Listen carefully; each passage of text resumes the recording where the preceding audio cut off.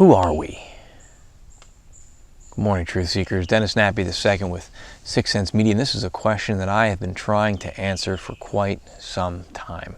I still don't have a good answer, but I think we need to have a better understanding of our reality and our situation here on this planet and in this reality and in this universe.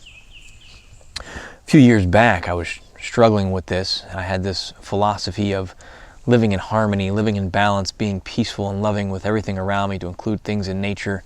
Spiders would come in my house, I'd catch them and I'd let them go, which I still do to this day. I didn't believe in killing unnecessarily, and I still don't. Until one day I had a wasp's nest forming in my backyard. And my newfound way of life, my philosophy, was challenged and it was shattered. Because these wasps weren't at the moment bothering me. They weren't causing me any problems other than they were there, and I knew their potential for agitation and violence to hurt me and the 2 dogs that I had at the time. What do? I struggled with this immensely.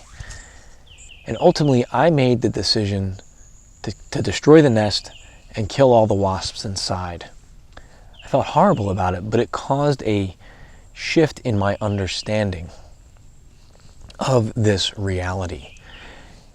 And I spoke yesterday about parasitism and the horrible things that parasites do. And my shift was that, well, nature, although it is beautiful, can be extremely cruel by design. And we need to take a look here and ask ourselves, what does that tell us about our situation and about our reality? If you believe in creation, if you believe in divine intervention, if you believe in intervention, there's a difference. What does that tell you about the designer or those who intervened in this existence, in this reality? These are hard questions to ask, but when you have a reality where our very survival depends on the death of another life form, and oftentimes that death is slow, painful, and torturous. What does that tell us about our situation? It's a hard question to ask, but it's one that I think we need to understand. Now, we can adopt the philosophy and say, well, we're different, we're separate, we're higher, we're at the top. But I wonder how our perspective would change if we one day realized we weren't at the top. We only believed that we were. Now let's look at modern day current events, and we are getting mainstream reports of UFO sightings and advanced technology and evidence of that technology interacting with us for a very long time. Are we at the top? Does this change our perspective, our worldview, our universal role?